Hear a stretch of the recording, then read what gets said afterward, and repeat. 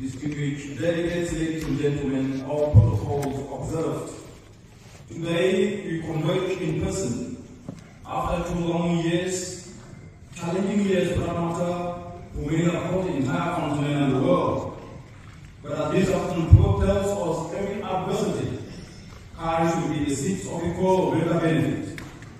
The challenges that kept us apart, together with new ones, present an opportunity to draw the best out of all of us. On behalf of the United Nations Environment Programme, we thank the government and the people of Senegal for their leadership in conveying us to this beautiful city of Dakar for the 18th AMSON session.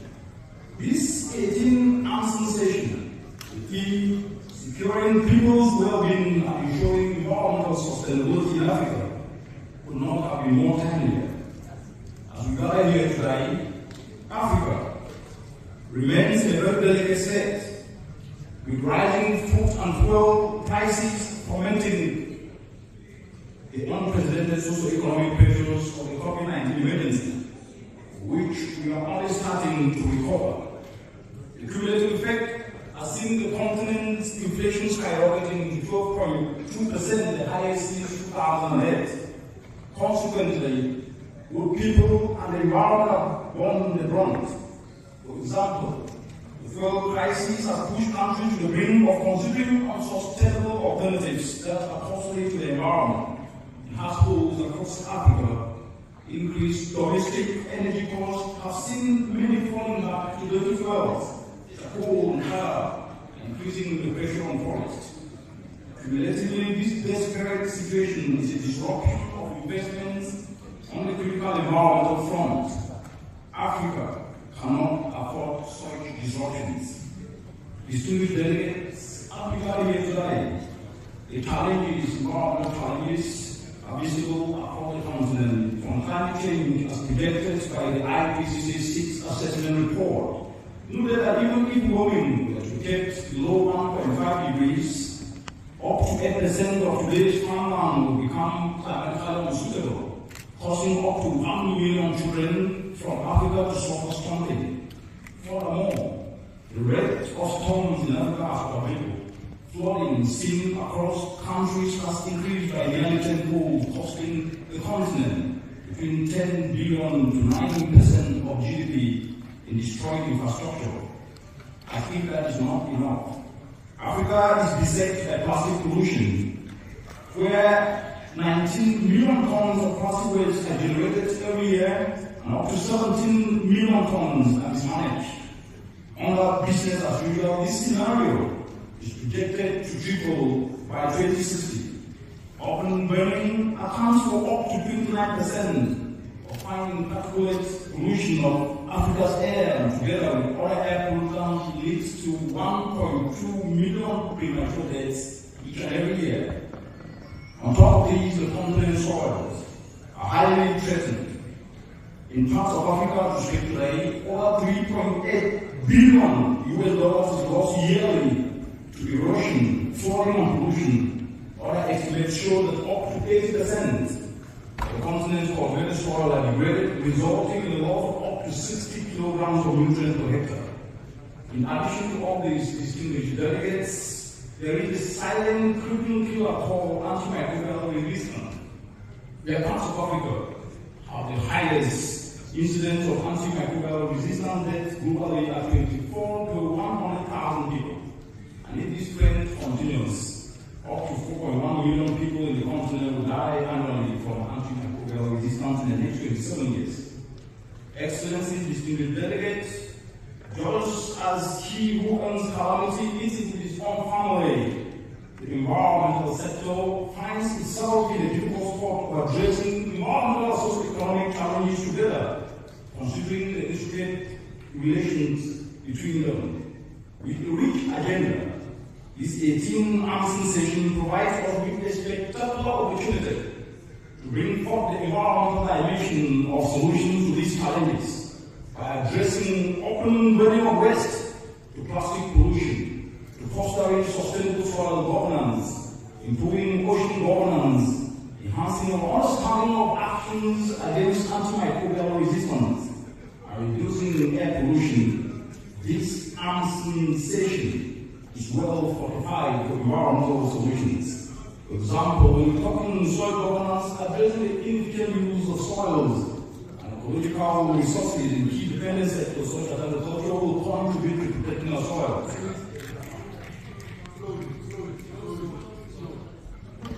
Young people to retool their skills and engage in circularity, such as recycling plastic waste into various valuable products, will provide opportunities and create up to 8 billion recycling opportunities in Africa.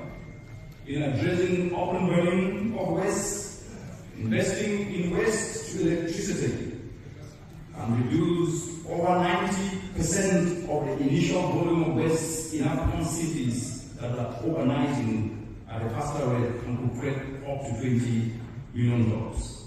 Excellencies, distinguished delegates, ladies and gentlemen, this 18th AMSN session also complements critical action areas of Africa Green Stimulus Program, the framework that AMSN adopted to support implementation of environmental and sustainable development initiatives in Africa as we build back better and different.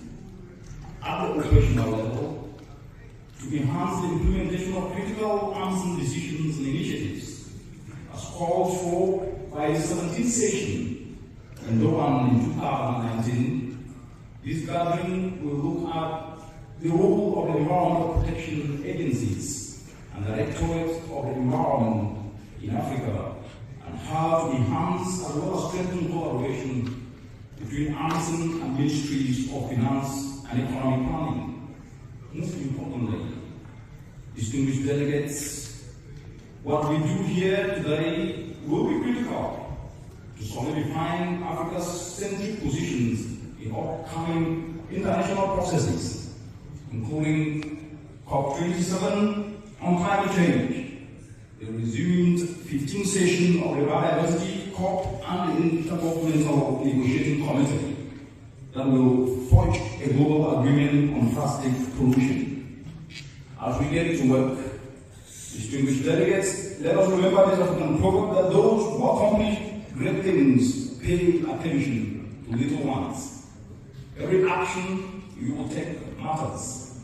Yes, it will matter because the tears being shed by our mothers, our brothers and sisters, our fathers across the continent are a reminder of the urgency for workable solutions. I thank you.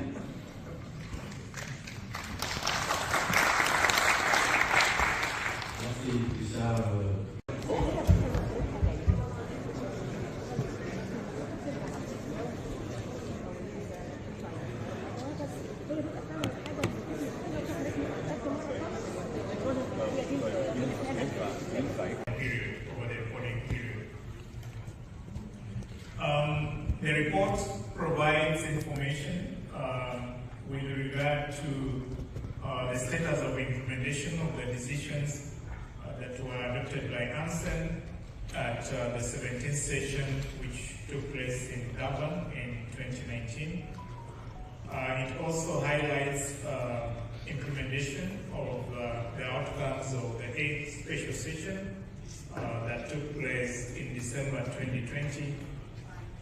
We also have the 9th special session that took place early February 2022, as well as the first part of the 18th session of AMSN that took place in September last year.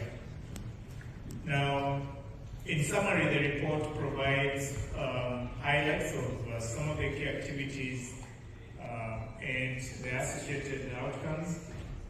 But of course, it should not be considered in any way to be exhaustive in terms of the activities that may have been undertaken, particularly with some of our partners. It does also provide a summary of some of the key meetings that took place, particularly the Bureau. There are a number of Bureau meetings that took place. Other related meetings related to the Bamako Convention that took place over the period. It does also summarize some of the decisions, as I said, in terms of the implementation over the period since 2019 to 2022, including the adoption of the Africa Green Stimulus Program that we'll be reporting on a little later today. So, as I said, this report is available to all the delegates in both English and French. It was emailed to all delegates and it's also available online on the ANSEN website. So with that, I think I would leave it there for delegates to get some time to go through the report. Of course, as Secretariat, we are available here throughout the week in case there are some clarifications that delegates would want to have with regard to the report. Will be available to provide that clarification. So basically, this report is for noting by this particular esteemed meeting, and I would like to submit, Mr. Chair. Thank you. We'll discuss in depth the documents. So if this is the case, so please I urge and I call for our colleagues to keep our interventions in very important clarifications or highlights.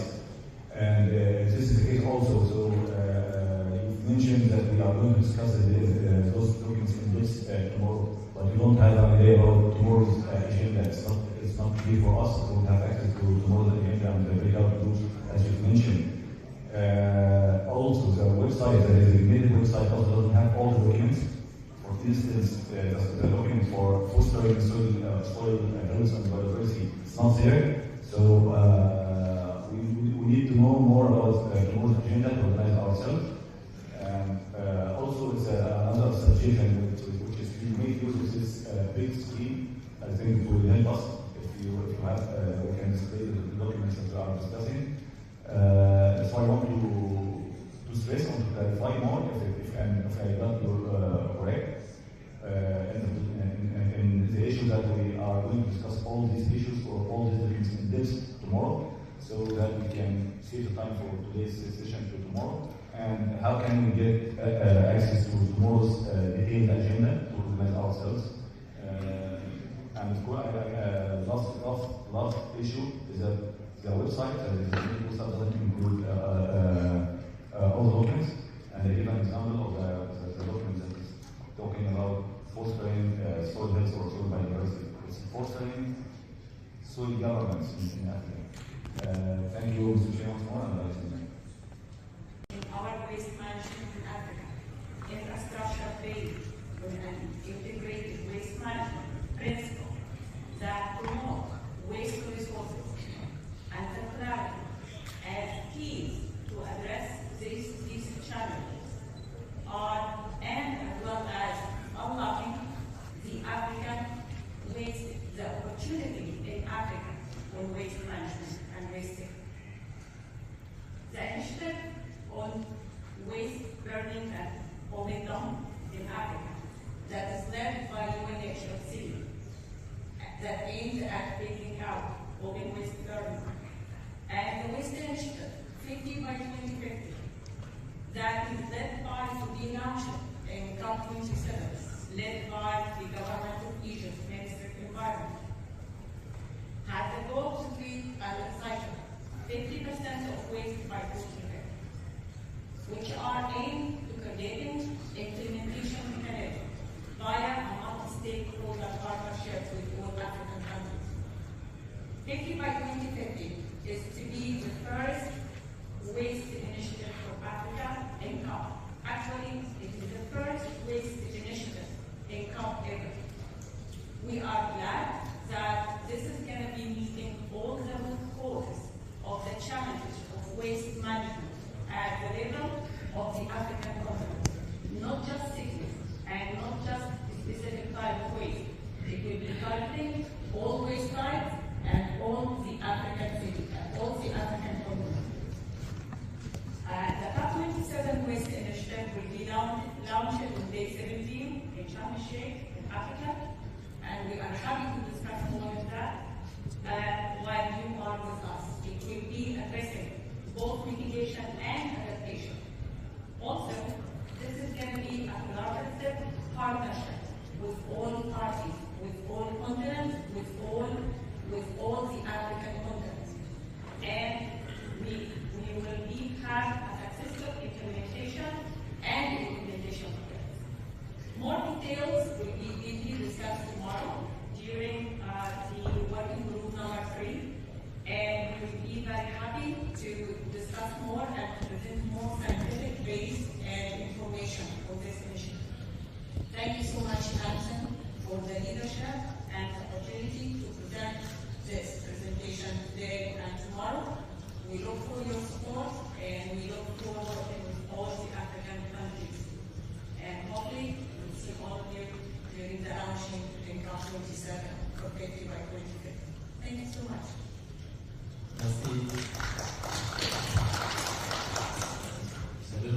Document number is AMSN 18/2/9. And what this document looks at, distinguished delegates, is it put in perspective antimicrobial resistance within the environment lens, and it defines antimicrobial resistance as a condition of drug resistance where a serious infection disease refuses to respond to antibiotics. And when you look at the context of Africa today, Africa holds an enviable position of having the highest incidence of antimicrobial resistant deaths. And it is projected that in 28 years from today, 4.1 million people in the continent will die yearly from this antimicrobial resistance. And therefore, it is very, very important to be able to look at ways in which the role of the environment in this issue of antimicrobial resistance can actually become the center stage, because the environment acts as a reservoir of resistant pathogens and parasites. For example, humans and animals through contaminated food, through poor hygiene, through poor sanitation, result in these pathogens crossing from one to another. So the interaction of chemicals and biological pollutants from various sources, including health facilities or municipal waste, or runoff of waste and chemicals from animals and crop production, or pharmaceutical waste, and other sources of our shared environment, creates a breeding ground for this antimicrobial resistance. These chemicals and biological pollutants catalyze the incubation growth as well as spread of resistant microbes into waters, into our soils, into plants, thus creating this reservoir. So the environment is very, very important in reversing this dangerous antimicrobial resistant phenomenon that we face with. So in this paper, distinguished delegates, it details what can actually be showcased with the interaction of these parasites and pathogens, and the kind of actions that can actually be taken to reverse these phenomena. And so the big question that this paper answers is, how do we address this from an environmental lens? And the paper attempts to provide the first approach, controlling the inputs into the environment, which in this case are the contaminants, specifically by addressing pollution. And the second is addressing the aspects of climate change that actually weakens the very system that could actually be able to protect humans from actually being exposed to this phenomenon. A system that this paper encapsulates, it does it in 2 words. One, health, where human, animals, and environmental health is tackled as one. The One Health approach is therefore very, very critical. The paper also identifies aspects that needs to inform science-based decision making, for example, like strengthening intersectional coherence, as well as improving reporting, surveillance, and monitoring, and prioritizing more research to be able to further understand this phenomenon that is becoming a very dangerous aspect for society. Distinguished delegates, the fact that antimicrobial resistance is not a regular item in our daily use compared to other environmental and health emergencies doesn't mean it is less of a threat. Just as this African proverb tells us, don't think there are no crocodiles just because the water is calm. Thank you. Yeah. Merci, Richard. Yeah, thank you very much, Mr. Chair, and thanks to distinguished delegates who have provided very pertinent aspects when it concerns this issue of antimicrobial resistance. The answer to Senegal is, this is not new, but it fits within the Libreville Declaration on Environment and Health, but more stress the urgency of the environmental dimension that is not as prominent, especially when it comes to discussing the aspects of antimicrobial resistance. The other aspect from Malawi, yes, it's to also heighten the collaboration which already exists, but to really put environment at the center, since it is acting both as a reservoir of those parasites and making it become really the topical aspect, because it is there, but it is not as prominent as it should be. And to Liberia, yes, it fits into the aspects of the urgency of now increased infections, and at the same time really to also foster more research and understanding of how the patterns of these pathogens and parasites that the environment actually harbors can actually be looked into more. So in a nutshell, it's about heightening the environmental dimension and at the same time ensuring that research and synergies can actually be fostered when it comes to this aspect of antimicrobial resistance. Thank you. Tomorrow in the working groups, but to just give a simple answer to the delegate from Nigeria is, health is quite a very broad aspect, and if you are to look at it from a synergistic and holistic perspective, what these paper sets are to discuss is, if environment creates the breeding ground for these pathogens, which environmental solution can minimize the space for these pathogens to flourish? And that should be the entry point, but it cannot happen without strengthening partnership with other actors, health, agriculture, and others.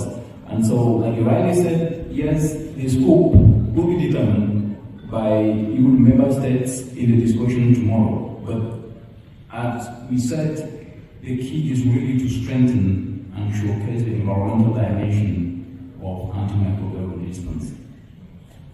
Thank you very much, Mr. Chair. And I think most of the aspects have already been covered, but as we know, this African proverb puts it in perspective, that when it rains, it doesn't rain on one roof. And that's cascades to tell the bigger story of transboundary climate risk. And when we put it within the context of Africa, just to put in perspective, today, a continent of 17% of the entire global population, we're contributing only about 4% of global emissions, yet the impacts of the climate change are visible. And that actually showcases the transboundary nature of the changing climate. But one thing that I want to bring out very clearly, and I think speakers already touched on this, is that because of the fact that the continent have a low level of socio-economic transformation, then they are more vulnerable than any other continent. And so this means that we need to have very clear messages, and I have two clear messages. The first one is that climate change calls for a global response, but at the same time, Africa's active participation needs to be very clear, but should be based also on accountability metrics. The second aspect is that you cannot be able to talk about climate adaptation in a continent without reshaping the narrative. Now, there is profound power in the narrative, and the narrative here is about socioeconomics. You cannot tell a hungry child that you gave him or her food yesterday. If that child is hungry now, that means nothing, whether you gave him or her food yesterday. It therefore means that the narrative should be about putting food on the table. And as a result of that, I have 4 aspects from the lessons we've learned from the work that the UN environment is doing across the continent. And looking at regional bodies, the first thing to do is to support the continent's leadership in accountability. I think Katie did mention we are actually faced with a significant accountability event in the climate process, the global stocktake. It is an opportunity to showcase what is working in Africa. How can Africa strengthen its national communication? How can Africa strengthen to ensure that the long-term low-emission development strategies are updated? How can Africa also ensure that the adaptation work that is working in the continent can actually be made the norm and not the exception? And that data of leveraging on what is working to bring impact to scale rather than duplicating efforts, because the biggest operational risk is duplication of efforts in the continent. That takes me to the second point, which is that of narrative. When you look across the entire African continent today, most of the nationally determined contributions from countries have clean energy and sustainable agriculture. But the difficulty most of the time is that adaptation is discussed as a silo, as a style issue, and that has been projected only through the lens of a public good and at the same time a social endeavor.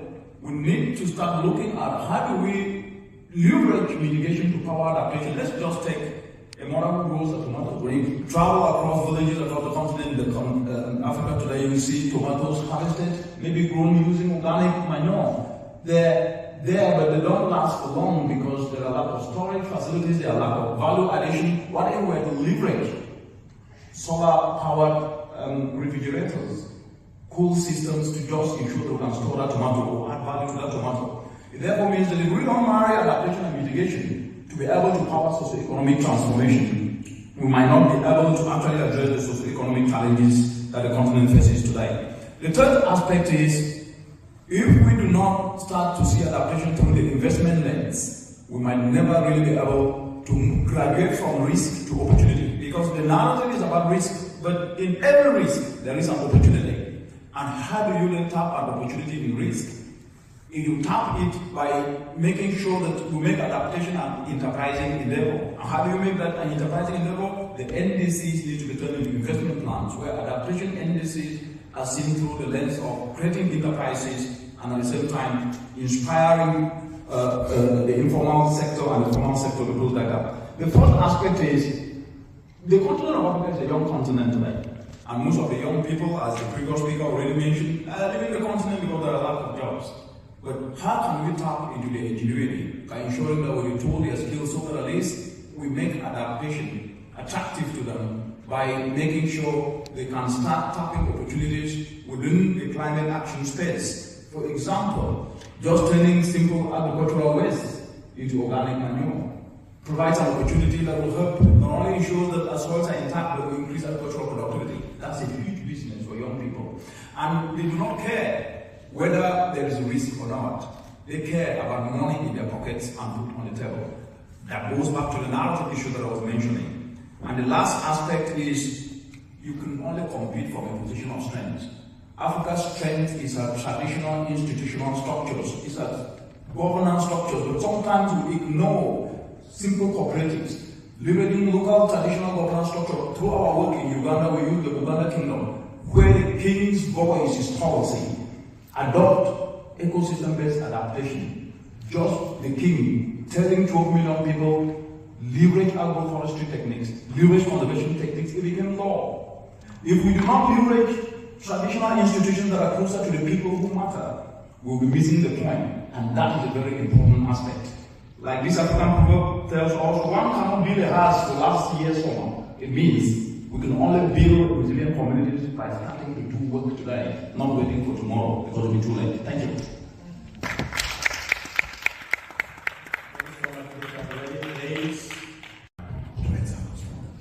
Yeah, thank you very much, Mr. Chair. But before I go to that, I think I need to answer the question that the young people in here asked, because they are the pillars, they're the powers, and sometimes we need to provide the right in narrative. As I said, there is profound power in narrative. A wrong narrative falls, a false narrative and a wrong narrative falsifies development. And this is something that is not always spoken most of the time, but I think it is very, very important for us to start speaking these aspects the way they're supposed to be spoken. If not, we might not be able to actually build resilience of community. Why do I say so? There are a lot of young people across the entire African continent that are doing amazing work. They are carrying out adaptation work, they don't have resources, they are retooling their skills, and we've seen this through a framework we created called innovative volunteerism, where young people are guided, they're inspired, and they're ushering themselves to action, and they're, like I said earlier, turning agricultural waste into organic manure. They're developing soil dryers that are adding value and decentralized communities to help mothers. The point I am trying to make is that if we do not build on what works, and sometimes speak as if there is nothing working in the continent, it will only dissuade and sometimes predict weakness and not strength. So when you predict weakness, you inspire. And when you inspire more people, they will come into action, and that action will be brought to scale. But when you predict weakness, you dissuade and discourage. And when you discourage people, they do not actually usher themselves. Because the biggest currency we keep talking about, finance is important, don't get me wrong. But if you throw money on passionless people, nothing will happen. Passion is the biggest currency of now. And if we do not inspire our young people to become passionate, we might not be able to drive transformational adaptation. That takes me now to the point where Olumide mentioned that they need to take power by force. Nothing is given for free to anyone anywhere in the world. You have to build value, and value attracts value. If you get something free of charge, that's the same way it will go. And what does that mean? You must be part of the process. Nobody will invite you to the table, create your own table, and people will come to that table to meet you. Then now, on the part of adaptation, actually we've been working across the continent. When I started off, I said, we have NDCs, 98% ratified to the continent, but we do not have investment plans. That means that this NDC is not having investment. 72% of NDCs in the entire African continent have not been turned into investment plans. How do you attract investment? So what we're doing, for example, in Ghana, where within the NDCs, they have e-mobility and they have climate smart agriculture. So what we've done with the country is working with them to actually showcase how do you ensure that at least e-buses are actually connected to where farms are utilizing climate smart agricultural approaches to then connect them to markets. That way, we are linking mitigation with adaptation, and the government is coming in to put places charging for e-buses, for e-mobility, so that at least investments can come in, and then they're also developing an e-mobility policy in the country to create a enabling environment that this must be connecting farms to markets, so that at least we will have investment, and then training youth, local mechanics, so that at least they can be versed with how to deal with these e-buses. When you do not marry adaptation and mitigation together, and I will go back to this point, we will be speaking in silos, and that is not going to build transformational resilience for the continent. And I think the last part is what Kwame said, which I would like to bring to add to what he eloquently presented here. The reality is this: if I started by saying, if you tell your only child you gave him or her food yesterday, that means nothing to that child, and only because he or she is hungry.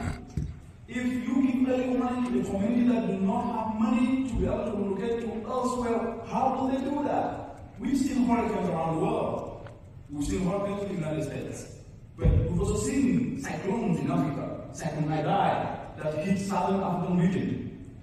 People do not move to elsewhere because they don't have money in their pockets. So the biggest thing to do is to ensure that socio-economic viability of communities are up to there. And that means putting more money in more pockets and put on the table, so that at least when they have early money, they can move elsewhere.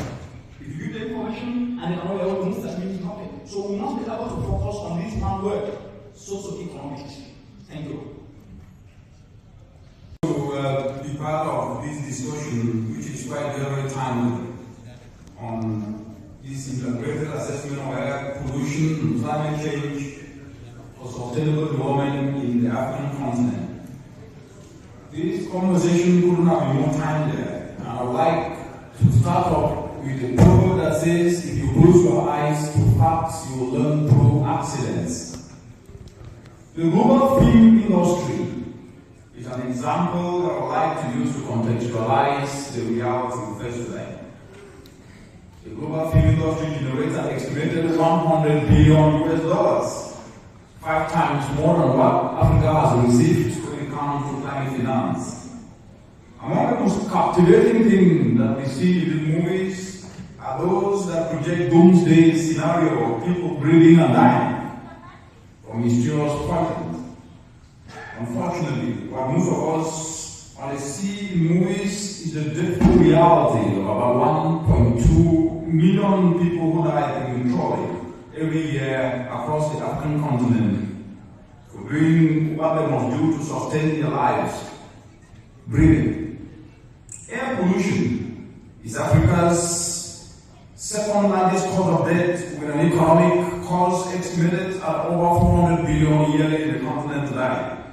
And what is even worse is that air pollution is linked to yet another costly risk, climate change, by virtue of sharing the same drivers, rising emissions. As we speak today, Africa is warming faster, twice as fast as the rest of the world, bearing a brunt of the changing climate, despite the fact that it contributes only about 4% to the emissions. And so our discussion today, looking at air pollution and climate change and how it can pave the way for sustainable development when actions are taken, are realistic and more urgent than we can ever think. Distinguished colleagues, ladies and gentlemen, this scary reality that I've painted is why the report set to be launched at this 18th AMSI session, titled An Integrated Assessment of Air Pollution and Climate Change for Sustainable Development in Africa, is extremely very important. It is important because it provides a groundbreaking targeted approach based on addressing 37 measures to see Africa simultaneously address climate change and air pollution in one clean sweep while unlocking multiple opportunities. The report targets actions in 6 key sectors, including power generation, industry, agriculture, transport, waste, household, domestic energy, as critical to addressing climate change and pollution. But what is most encouraging, as when you hear in presentations by the panelists, is that this report notes there are already pockets of successes that need to be expanded. But what I want to leave you with is 5 points. As you follow these pointers to understand how the aspect that you hear today can also be expanded and incentivized to do so. The first is attractive narrative for investments. Attractive implementation investments calls for a clear demonstration of financial and economic returns on investment for those who devise solutions. Scaling up the solutions that are already working calls for clear investment plans that demonstrate clear financial dividends for implementers. And in a continent like Africa today, where we have most of the jobs created in the informal sector engages over 80% of Africans, and therefore the discussion on these aspects of air pollution and climate change cannot forget this very, very important constituency. The second aspect that we need to take into consideration as a pointer to incentivize expansion of the outcomes of this report is youth skills retooling. In a continent today, we have over 60% of the entire population youthful. This 60% is a constituency we must tap into their strengths. And their strengths are not a given. We must be able to help guide young people to retool their skills. They will need to be supported to adapt their skills to become solution providers, especially in new capital-intensive area. When you walk across the entire African continent today, we see waste litter, especially agricultural waste. It's an opportunity that youth can actually be guided to start learning how to turn agricultural waste into fuel briquettes that are cheaper than charcoal, and this is an area that can unlock over $20 billion that is currently expended in charcoal, and provide affordable, accessible, clean cooking alternatives to the over 70% of Africans who use on clean cooking. The third aspect is policy is the biggest driver of change. And the reality is that targeted policy incentives, especially fiscal incentives, favorable fiscal policies, they do play a significant role And this is critical to attracting markets to the new solutions that are about emissions. For example, to minimize risk of charcoal and biomass and unlock opportunities, countries across the continent, for example, Kenya, did incentivize clean cooking through the Finance Act of 2021, where legislation exempted 3 classes of clean cooking from 16% VAT, including sustainable fuel briquette. The fourth aspect is new policy incentives. And I keep saying this, and I will say it again. If we do not inspire people to see opportunities in challenges, we might not be able to bring impact to scale. What I mean here is policy incentives are important, but regardless of how timely they may be, will accomplish very little if we do not inspire people to leverage on passion, to see opportunities in waste, to see opportunities in air pollution and the changing climate. And that's what we must do, especially with the young people. The last aspect is data for policy. Data is very, very important. Data of proven successes across the continent at the ground level towards informing targeted policies is very, very important. And this active feedback loop of data that you're going to see, for example, in the report that will be launched tomorrow, an example of what has been empirically proven to work as feedback to inform policy needs to be prioritized for all areas to inform policy. And let me end with the African proverb that a single-breasted does not jingle. We need everyone on board to be able to drive solutions that minimize air pollution, but at the same time tap opportunities to create jobs. Only then can we be able to ensure that we can bring impact to scale. Thank you.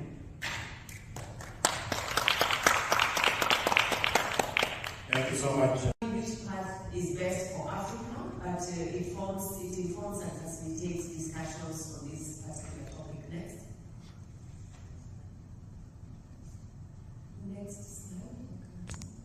Just scroll through all the messages because we don't have much time, but we have some key messages that have emerged from this. And number one is that air pollution and climate change cannot be, they are closely linked and we cannot handle the two issues separately. That has been a practice that we find that climate change demonstrations are going on and discussions on climate change are going on, and yet air pollution as a driver of climate change is again handled separately.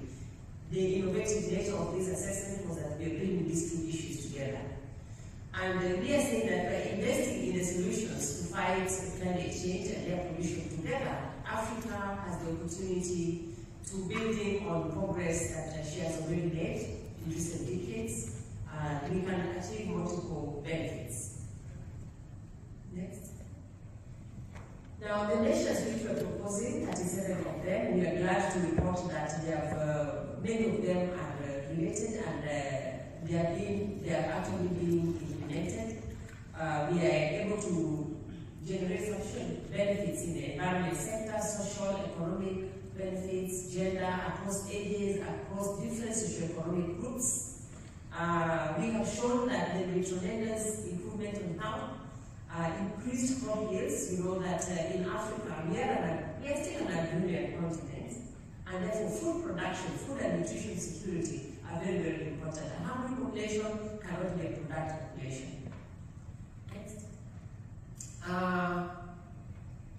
We, I think I've already mentioned that these are already being implemented. You just scroll through.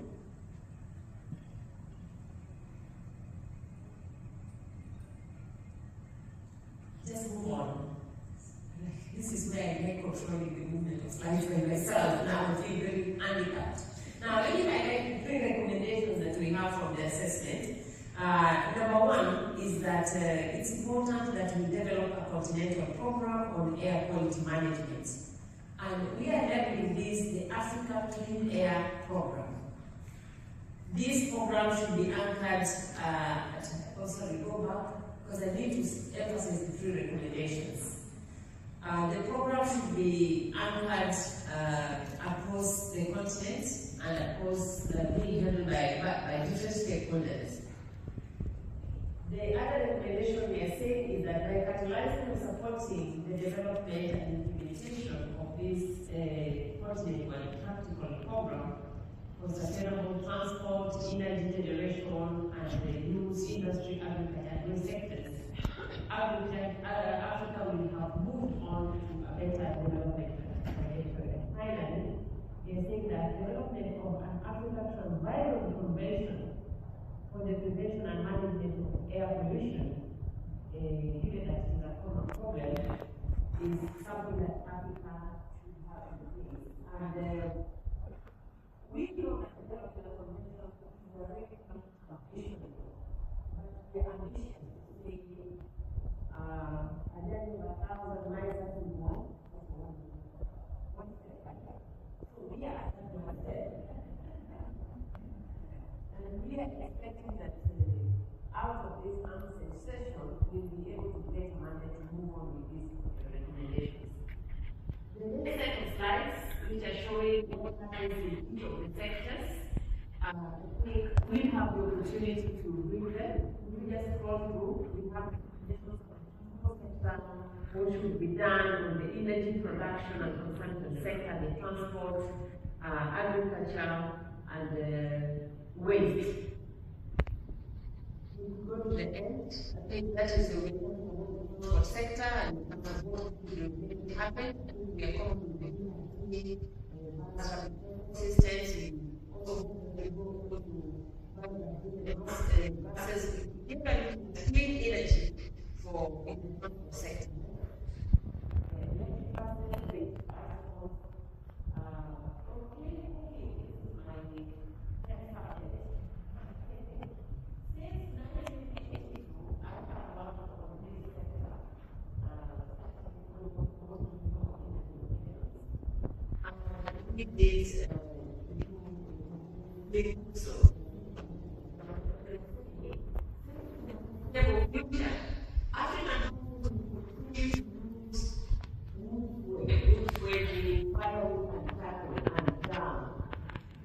We need to encourage innovations that will make the transition to clean energy. A mother and a child should not cry while cooking food for the family because the kitchen is too smoky. Okay, thank you. Next. In the other sectors, the energy production sector, of course, we're promoting solar, and I think solar is now becoming more common, the costs are also coming down. But I always say, let us look solar in the complete project and asset management cycle. What we can create is an answer. Let's think about that next.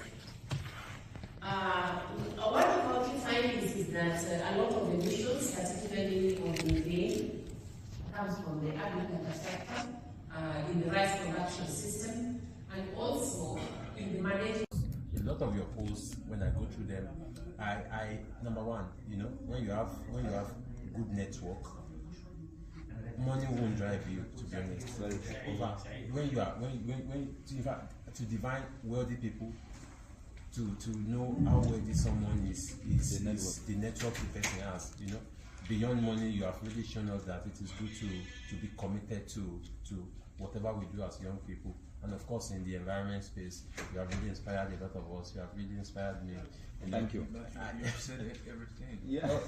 You when reading your post, and when I started my internship, yeah, they told me that you will have your welcome entry meeting. Right. I was like, okay, and I saw Dr. Richard, and I was like, maybe I think that I've already seen this name, but I wasn't sure. And the day of the meeting come, and I saw when we put the video, I saw Dr. Richard, and this was a very big surprise. And after I sent you a message, yeah, to tell you, but I was very happy because for me you are a real model, for me, and I really want to look like. Yes, and my expectation, I was just say that I really want to be like a specialist, to master the topics as you, and as I've already begun as a small level. I want really to inspire also young people, because I know that in my country many young people who are interested in the environmental challenges. I will come there. Yeah, they take me as an example. Excellent. But I think that this is at a small level. I'm not at your level, and I really want you reach there. Yeah, to reach your level. Yeah, this excellent. Is my experience. So I struggled like all of you, which is a good thing. So the second aspect is that if you really want to make a change in anyone's life, it's not the people who already have, it is those who don't have. Because the little you bring to them, whether it is ideas, knowledge, or just make that person to see that it's possible, he or she will never forget. And that's what sometimes we miss, especially when we're in big organizations. Because when we come to these meetings, most of the people who come to this meeting somehow have a connection. When I say connection, they either work in an institution or they know someone somewhere who must have then invited them through an institution. That's okay. But there are people back there in our different countries who will never have an opportunity to have access to you or to have access to you. So that's the second. So the third, why I actually call you guys to engage with is that, so it's my attitude. So my attitude is, if I go anywhere and don't engage people who are yearning to be somewhere tomorrow, because one of the biggest attributes that especially us in Africa miss is when we reach a certain stage. When I say we, I'm not talking us here, but I'm talking generally how our continent is structured. We're very classy. When we say classy in terms of class, we tend to associate only with people at our level. And that creates a disparity and causes some kind of disconnection with reality. So we operate in a bubble. So what I've always hoped and believed in, regardless of whether I am working where I'm working or I go back to my village in Cameroon, my local village, is always to make somebody to see himself better than me. How do you see yourself better than me is because I never had the opportunities you have today. It means that if I'm something today, you can be better than me tomorrow, and that's the truth. So all I'm trying to say is your dreams are valid, right? And your future is bright. That's a fact. But what you need to do, you need to build on the opportunity. So one of the things that you guys already are doing is that you all belong somewhere. Whether it is you who created where you belong or you are working in an institution created by someone else, that's already a big plus. And that then means you need to use that space to create one word, value. And what is value? Value is not something that is that big. It's first of all something you do that is not about you, but it's about someone else. And that someone else is a person who doesn't have an opportunity. So you said you're working with energy and with real women. The real women don't have an opportunity to access clean energy. So if they can just get clean energy, whether it is biogas or it's a clean cook stove or it's briquette, it's touching a life. It's not about it. Yes, you're passionate about it, but at the end of the day, you're benefiting somebody. That's how value is created. And you are fulfilled, and that person is fulfilled. And then you are blessed. You are working with young people, with waves and all that. All those things you do, use your energy, you benefit different people. Yes, but you build value because that's how you build your name. And you are working, you have an NGO, dealing with environment, you are touching different people's lives. So the point I'm trying to make is that the reason why I wanted to engage with you guys was don't ever underestimate what you do. Never ever underestimate what you do. If you notice my story today, it's always around the little things I did when I was growing up. It's not necessarily what I do now. Because that was the foundation. And a house that is built on a solid foundation will withstand the storms and the wind. I don't know, I would like to repeat that again. A house that is built on a solid foundation is what you do now before you get exposed out there. Because when you get exposed out there, what will make you stronger is what you did that time when you had no opportunities for many things. And that is what made me today. So if you see me very. There's one thing that you guys didn't say, but it's something that I could say is my strength. I'm very vocal, and it comes with risk. So if you want to make a difference, you don't need to be afraid, but you don't need to be careless. These are two things. Not being afraid doesn't mean you should be careless. And that value, anybody you engage from that perspective. So you are dealing with women and clean energy. So if you introduce yourself to people who said, this is what I do, this is the kind of thing I do, what do? You have a conversation. Because the person wants to give more. But if you see somebody and say, oh, I come from a very poor home, everybody have adversity, you have troubles or have problems one way, you disassociate yourself. So what I wanted to tell you guys today was just this. So the point is that project your strengths, not your weaknesses. And strength wins. Weaknesses makes you lose. And strength should be about value. And value is what you create. And that value, when you create it earlier, it sustains you throughout. I'll stop here. You can ask me questions.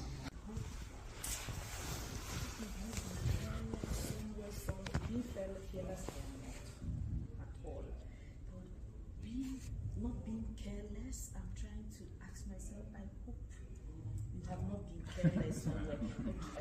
As I was thinking about that, what you said also made sense again. You said the mistake you've made is really not a mistake until it's repeated again. It's experience. So what I've just learned now is being fearless, being bold.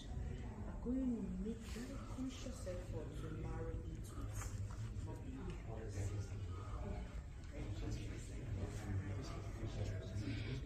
Wow, you summarized it so nicely and beautiful.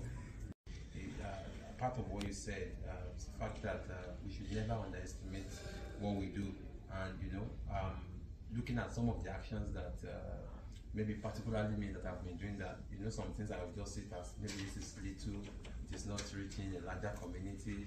Sometimes one might tend to be discouraged that okay, I'm not getting the necessary support, the necessary support. But then with what we have said, it has really motivated me. In Nigeria they call it ginger. I don't ginger you. Yeah. But at the top speaking English. Yeah.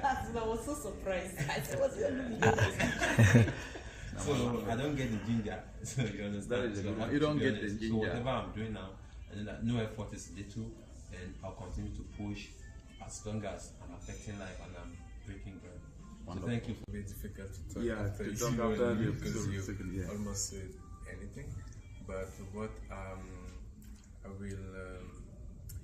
will keep in mind in what you said, among what you said, it's to focus on creating value, and also to try to. So I noted in French, "Entourer vous des meilleurs," like surround you with the best people. And concerning the first point, focus on creating value. I think that this talked to me a lot because I know as young people we are sometimes like disturbed by the fact that we live in a society where the bubble, things move so quickly. Yes, and also the fact that pressure to make money, and this make me remember of some troubles I got with my parents because I was really focused on the environmental area, and my father wanted me to start working, make something, and he wanted to find me a job, and I was like, no, I don't like this. This is what I like. This is what I want to do. And when I see all that I'm maybe it doesn't see what I'm creating, but I can feel it. I can see it, and I keep believing in what I'm doing. Wow. So I struggled like all of you, which is a good thing. So the second aspect is that if you really want to make a change in anyone's life, it's not the people who already have, it is those who don't have. Because the little you bring to them, whether it is ideas, knowledge, or just make that person to see that it's possible, he or she will never forget. And that's what sometimes we miss, especially when we're in big organizations. Because when we come to these meetings, most of the people who come to this meeting somehow have a connection. When I say connection, they either work in an institution or they know someone somewhere who must have then invited them through an institution. That's okay. But there are people back there in our different countries who will never have an opportunity to have access to you or to have access to you. So that's the second.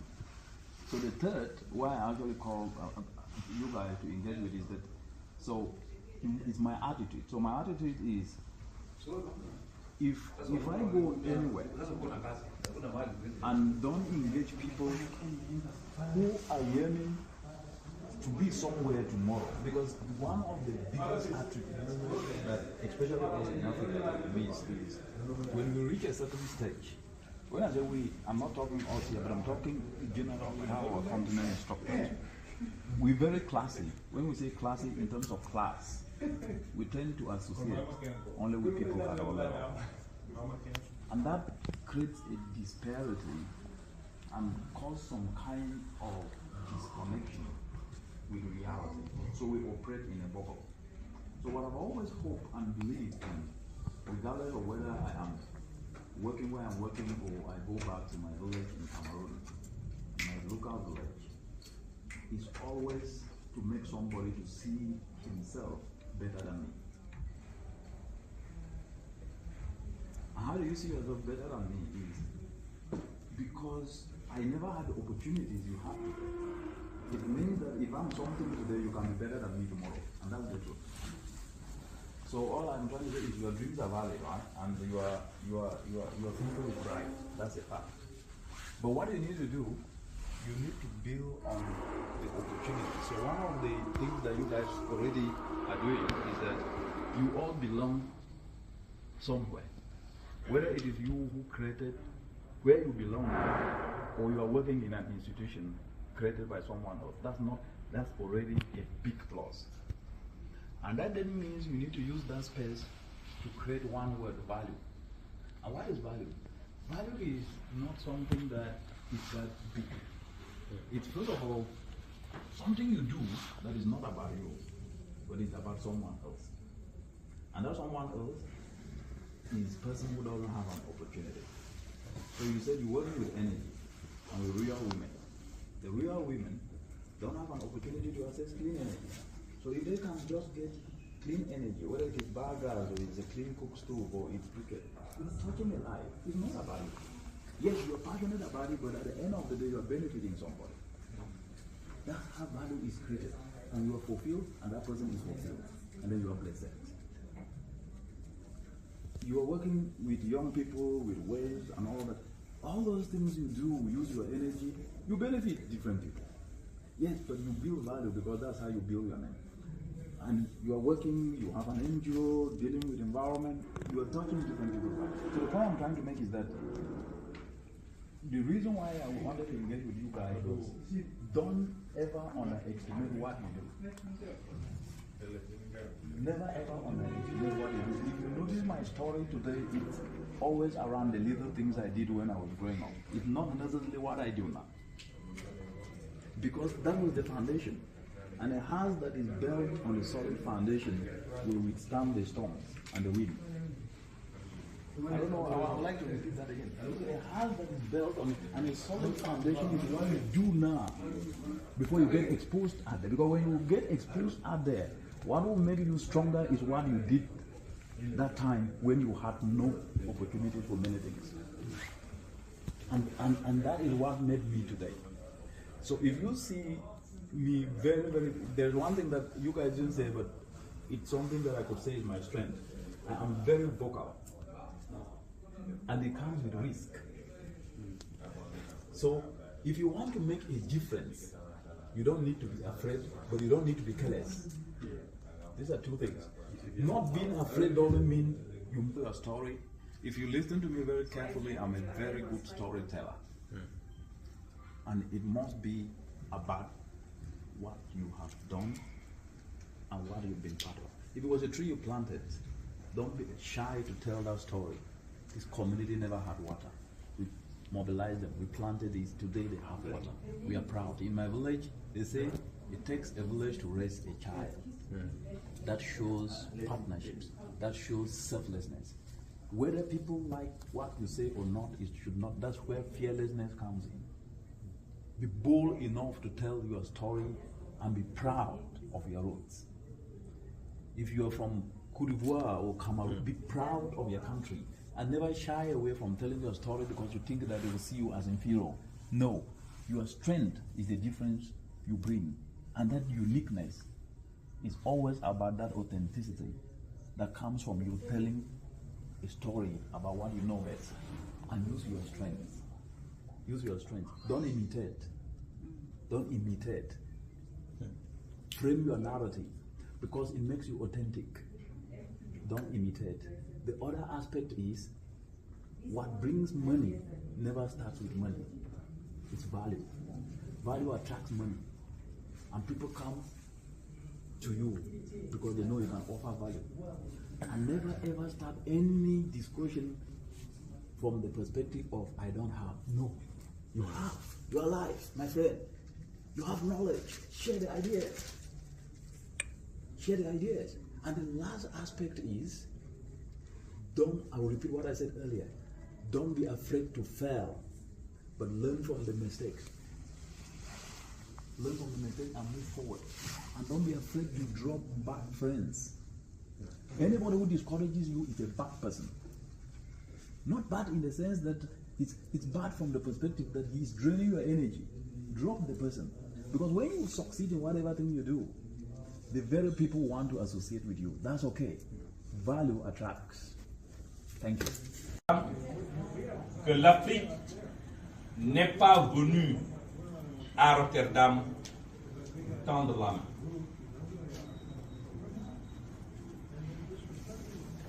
Il faudrait que l'on reconnaisse la responsabilité commune mais différenciée sur ce qui se passe aujourd'hui au niveau de la planète. Ceux qui ont pollué plus doivent mettre la main à la poche. Il ne faut pas qu'on considère ces fonds comme des aides au développement. C'est vraiment de cela qu'il s'agit. La dernière question, c'est la question 6. Elle a une relation étroite avec bien sûr le continent africain parce que cette question a été abordée lors de la COP, comme je le disais tout à l'heure, la COP de Glasgow. Nous avons été extrêmement surpris lors des négociations les pays développés et les pays en développement n'acceptent pas de reconnaître les besoins spécifiques de l'Afrique. C'est la question liée à la reconnaissance des besoins spécifiques de l'Afrique. Cela doit être acté dans les textes d'application de l'accord de Paris, comme il stipule très clairement, comme il a été stipulé très clairement dans la convention qui nous régit. Ce n'est pas une demande supplémentaire de trop, c'est une justice que nous réclamons parce que cela est bien prévu dans les textes de la convention. Malheureusement, à Glasgow, malgré les rencontres que nous avons eues, nous n'avons pas pu régler cette question de manière définitive et nous espérons que lors de cette COP qui aura lieu en terre africaine, que la justice soit rendue à l'Afrique pour que cette disposition soit prise en charge dans les textes d'application de l'accord de Paris. Mangi leen di sant, mangi leen di gërëm. Damay tàmbali par of environment from Ghana and Burkina Faso, representative of the European Union, who graciously supported the Switch Africa Green program that is our host today, all protocols observed. On behalf of the United Nations Environment Program, I would like to thank the panelists for honoring the invitation to speak during this site event that is so timely, with title Enhancing Sustainability Through Circularity. In addition, we thank the European Union for their continued support of the Switch Africa Green program. Excellencies, an African proverb tells us that one cannot both feast and become rich. This African proverb simply analogizes circularity and resource efficiency. It's about creating wealth through eliminating waste and inefficiencies, from agriculture to waste, including plastics to energy to cooling, among others. All these presents opportunities for the entire African continent to create a merit of socio-economic opportunities, while at the same time enhancing the environment to unlock multiple sustainable development goals, as well as implement the Paris Climate Change Agreement, among other multilateral agreements. And this is the basis of competitive green manufacturing enterprises that Africa urgently needs today. Your Excellency, the examples across the continent today, from municipal waste to electricity, from reducing inefficiencies in the entire agro-value chain, a testament to the fact that circularity is an opportunity. Circularity in plastics can create up to about $8 billion in enterprise opportunities, including for the informal sector, including creating opportunities for young people. Excellencies, these examples dotted across the entire African continent, examples of opportunity that Africa stands to gain from circularity and resource efficiency investments, a testament to the fact that this is our own fierce urgency of now. Cumulatively, tapping such pathways to drive COVID-19 recovery efforts is estimated can generate up to 420% better returns in gross value added and up to 250% better returns in job creation. What is more encouraging is the rise of green financing instruments globally, for which Africa has a lot of room for growth. For example, while the global green bonds trade to reach over $1.1 trillion in 2021 and is projected to surpass $1.5 trillion in 2022, Africa represents less than 1%. Excellencies, it is in tapping these opportunities that we have converged here today, and I thank all of you for your participation. This site event is designed to stimulate discussions on how best African countries can integrate circular economy in their development processes and build on what is already ongoing.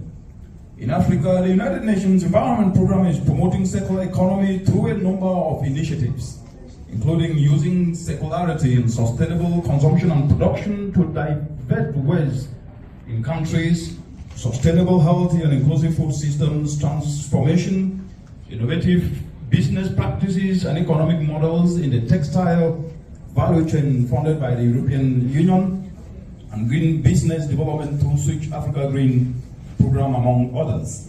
Notably, Excellencies, the Switch Africa Green program is developing guidelines for accelerating the transition towards a circular economy in the African continent, and undertaking an assessment of greening financing mechanisms for micro, small, and medium enterprises in Africa. The guidelines will enhance ongoing efforts to promote the region's green business and circular economy. For example, the guidelines will inform the development of national action plans on the circular economy, the African Union Commission regional strategy, an action plan on circular economy in the continent as well. It will also enhance the regional activity on circular economy in the continent, as well as ensure that alliance with Africa's circular economy, as well as the African Development Bank. The green financing assessment will provide an up-to-date and broadened understanding of the financial instruments, models and policies tools available and the access to micro, small and medium enterprises for green financing. This work, Your Excellencies, will support the implementation of various commitments and resolutions, including 17 AMSN that identifies circular economy as one of the action areas to promote environmental sustainability in the African continent and to ensure prosperity in the continent. And this dovetails into the United Nations Environment Assembly Resolution 5.2 on enhancing circular economy as a contribution to achieving sustainable consumption and production. Your Excellency, just as we know that a friend is someone who shares the path with, I would like to acknowledge the efforts by various governments across the continent, the support provided by development partners, the innovation from the private sector, and financing institutions in supporting and promoting the circular economy across the African continent. The journey to low-carbon, resource-efficient, environmentally sustainable, and socio-economically competitive economies in Africa is long, and we need the collaboration and partnerships of everyone. Therefore, let all of us, during this discussion in the next 1 hour, carry on with this momentum, ensuring we can create linkages, strengthen capacity, and support strong partnerships to accelerate the transition to a circular economy in Africa. I look forward to the discussions from this meeting and the recommendations that will drive the circular economy agenda in the region, because we know that a single president cannot jingle. Thank you. Thank you, Mr. If it's managed properly. And that is why at the Champions we're working very closely with very key partners, including the COP27 presidency, government of Egypt, and many others in developing and hopefully launching at COP27 a multi-stakeholder partnership on phasing out of open waste burning. Someone who share the power. The president, this is very vital for the work that I like to do 7 years ago. In December 1985, your predecessors proved the ability for one another with an agenda of providing advocacy to environmental protection. In Africa, that we share an agenda to ensure the basic human needs are met adequately and in a sustainable manner. The agenda provides a foundation for many decisions and declarations that are first stages of implementation today. Strengthening such implementation actions is the precise and the logic behind this high-level ministerial section discussion. This session, Your Excellency, set out a great council's role in strengthening implementation action of important decisions and actions and collaboration with key government and external institutions to promote harmonized application policy implementation. This short intervention, Chair,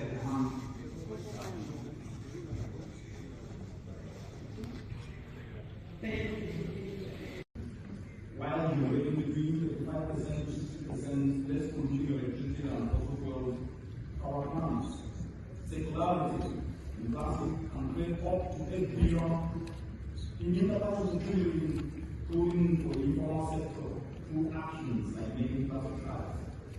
This session, Your Excellencies, will discuss the policy interventions and processes that can unlock this dichotomy of solving an environmental challenge in a manner that opens up socio-economic opportunities. And we explore the following issues: policy interventions that AMSI can undertake to actualize an effective waste management system in the entire African continent. This session will also explore the role of national and regional frameworks in waste management, including waste prevention and incentivizing circularity. It will look at partnerships with financial resources that are needed to develop institutional and physical infrastructure of efficient and integrated waste management systems. And lastly, Your Excellencies, it will look at how Africa can safeguard its priorities, negotiating the legally binding instruments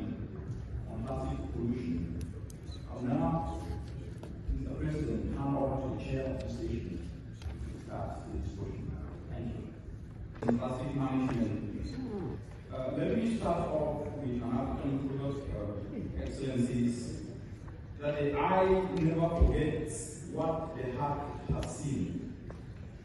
The negative impacts of pollution, especially plastic pollution and open waste burning, are best perceived from the heart. Just imagine, up to 90% of waste in Africa is extremated uncontrollably, dumped, and often burned. The open burning accounts for up to 29% of fine particulate pollution of Africa's air, and together with other air pollutants lead to over 1.2 million premature deaths yearly. Just one person dying prematurely because of disposal and waste burning is one too many. At this time, as we speak today, Excellencies, we are seeing out of 19 million tons of plastic waste generated annually in the entire African continent, and up to 17 million tons are mismanaged. And if this business as usual scenario continues, the plastic menace in the African continent is projected to triple by 2060. Mismanagement of plastics is causing an expansion of exposure of plastics in critical areas of the environment and food chain, resulting in serious health problems. Excellencies, at the same time, efforts to combat these wastes in an environmentally sustainable manner obtains a myriad of opportunities. For example, those reforming electricity techniques can be applied to minimize the open burning of waste, while generating between 35% to 60% less consuming electricity than fossil fuel power plants.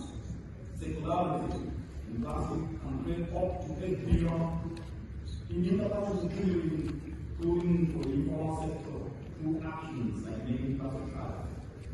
This session, Your Excellencies, will discuss the policy interventions and processes that can unlock this dichotomy of solving an environmental challenge in a manner that opens up socio-economic opportunities.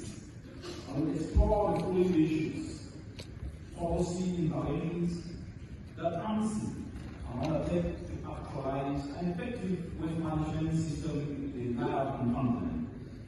This session will also explore the role of national and regional frameworks in waste management, including waste prevention and incentivized